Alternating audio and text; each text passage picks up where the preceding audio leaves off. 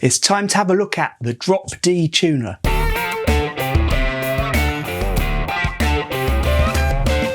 Hi people, Daniel from Devil & Sons Guitars here, and welcome to my A to Z of guitars. Today we're looking at the Drop D tuner, a particular machine head that allows you to change your tuning very quickly.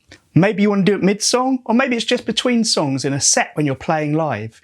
Now, if you're confused about what I mean by different tunings, I've got a whole other video coming up at the end of this series, under T, about the different types of tunings. But essentially, Drop D is where you take your normal tuning of E, A, D, G, B, E on your guitar, and you take the lowest string, the lowest E, and down tune it a whole step down to D. It's very common in heavy metal playing. Now, before we have a look at the Drop D tuner, I just want to point out that the D here is the first letter from a brand that's guitar related.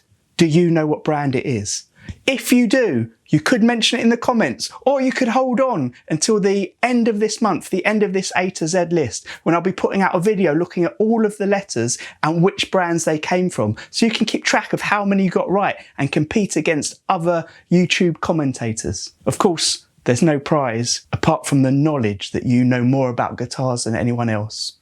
Right, let's get on with the video. I would definitely say the most well-known brand of these detuning tuners are Hipshot. So Hipshot make the extender with an X, and essentially what that allows you to do is change from your standard tuning to the Drop D by pushing a lever that's at the back. Essentially, you tune your guitar to your E tuning, your sixth string to your E tuning, with the lever in one position, and then you push the lever back to another position and tune your guitar to the D tuning, and then it's set for two tunings depending on where the lever is. It's as simple as that. What actually this tuner allows you to do is choose other tunings as well. So you could go down to a C tuning, so from E to C, or you could even go down to a B if you've got the right gauge on your string.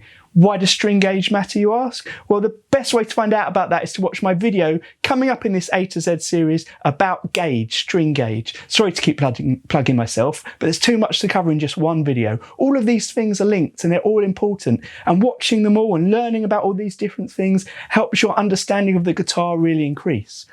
So one problem you might face with these detuners is if you're using a bridge that isn't fixed. For example, a tremolo system on a standard Strat. Now, if you've got it set so your strings are less tension than your springs, so by that I mean the springs at the back of your Strat are pulling so hard on your bridge that it goes flat against the body, you are fine, because when you release the tension in one string, the bridge is not going to move at all because the springs are still holding that bridge in place. That is absolutely fine for something like this. And if you want to know more about that, again, I'm going to reference myself. I do have a whole video about the Strat bridge, which goes into detail about setting it up, floating and not floating, and how those springs work. Because if you have your bridge set up floating, and by that I mean the spring tension is exactly equal to the string tension, so they balance each other out, and your bridge is never actually touching the body.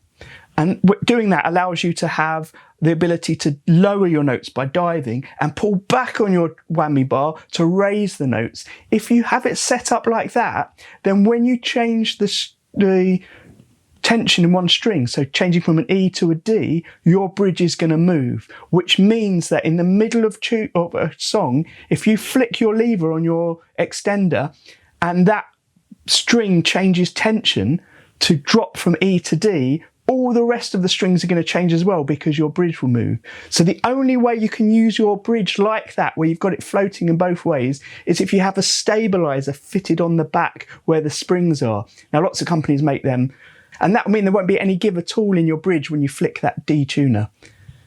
Now, I know a lot of you are going to be writing in the comments right now, what about if you've got a Floyd Rose with a locking nut? Then there's no way changing the machine head is going to affect the strings. Well, don't worry about that. Fu-Tone make their own extender, an EVH D tuner. Tuner like the fish. Now, the EVH tuner fits on the Floyd Rose. It's actually EVH, Eddie Van Halen. Eddie Van Halen used these for years. They're available on his signature models. It fits on the back, and essentially it does the same as the Hipshot. You can set your guitar, tune it to your E, and then you can retune it to your D when you set the EVH D tuner to its second position. And the way you change your position when you're playing, there isn't a lever, it just sort of pushes in and pulls out into the two positions. It's really clever. That has the same stability problems that I've just mentioned if you're using a Strat tremolo system.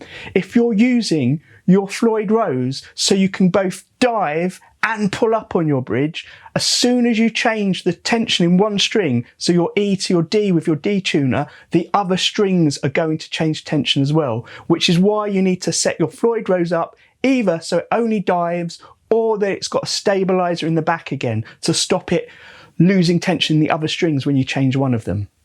I hope that makes sense. Well, thanks for watching. I hope you found that useful. If you've got a drop D tune on your guitar, let me know in the comments below. And don't forget to subscribe to my YouTube channel and hit that bell if you want the updates to see the video coming up under T all about tuning. Until next time, happy strumming.